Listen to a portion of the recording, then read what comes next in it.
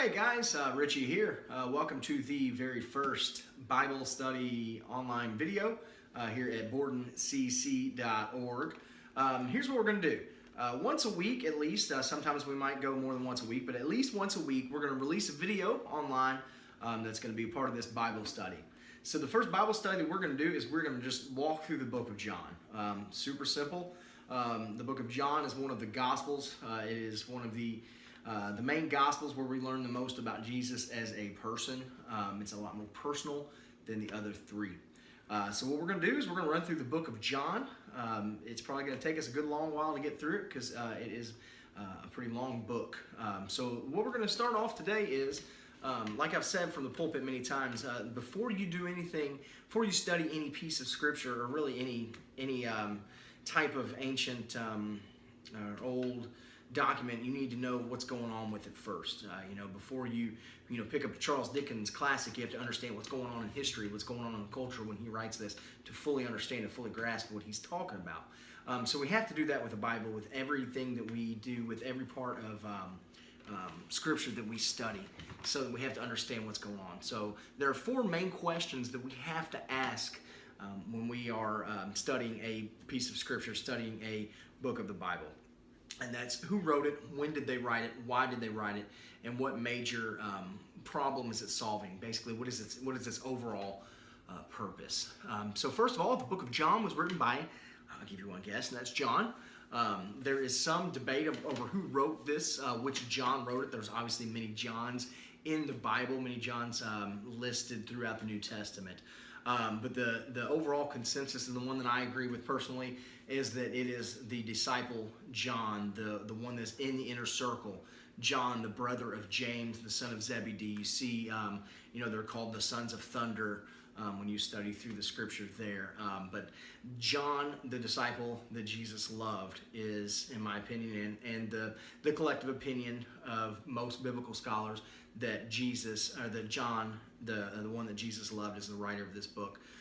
It is also the consensus with the biblical scholars that he also wrote 1st, 2nd, and 3rd John, as well as the book of Revelation, that this one author wrote all 5 of those books. Okay, so that's number one. So the next question is, when did he write it? When was this book written? Now that's important because you have to understand what is going on in the culture when this was written. Most biblical historians believe that the synoptic gospels, Matthew, Mark, Luke, and John, were written between the years of 40 and 60 AD, and that the book of John was written after that. So probably between the years of 60 and 70, 75 AD, that's when this book was written. Probably before 70, probably between 60 and 70, before the conquest where Rome destroyed Jerusalem. So that's the time frame we're looking at, in between 60 and 70. So why? Why did John write this? Well, the first 3 Gospels, Matthew, Mark, Luke, and John, are known as the Synoptic Gospels. They are pretty parallel in everything they do. You can read the 3 of those almost continuous, and all of the stories are the same.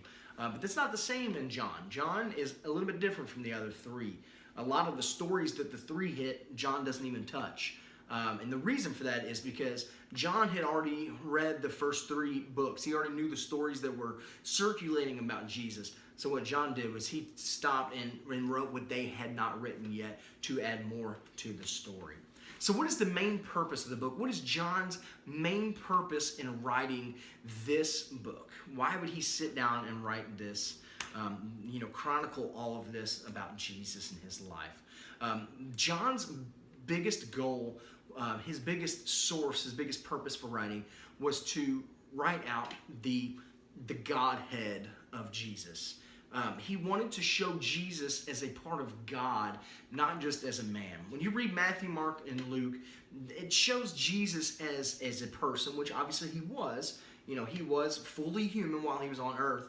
But John shows him more as a part of God while he was down on earth. You see that in the first chapter especially. The book of John is very theological, to where he shows that Jesus is a part of God. John also shows a lot of personal interactions between Jesus and other people, and Jesus and himself, and Jesus and the disciples. It's a very personal book, whereas you see the other 3 Gospels are more of a show Jesus from a public ministry standpoint to where John shows more private, behind the scenes almost type of things. So the book of John is a very simple book. It was written very simply. It's not this big scholarly work that he wrote. He wrote it very simple for the common everyday Jewish person to read back in the first century. So what we're going to do is that's going to be all for today. That's what, it's pretty simple, pretty straightforward. But what I need you to do is next week, our video is going to be John 1, or our topic, our text is going to be John 1, 1 through 18. So we're going to talk about that. So before the next video comes out, I want to make sure you read it. And when the next video comes out, if you haven't read it, you can always hit that pause button and then read it. So it's pretty simple. So until next time, God bless, and we'll see you next time with John 1, 1 through 18. Thanks, guys. God bless, and y'all have a good one.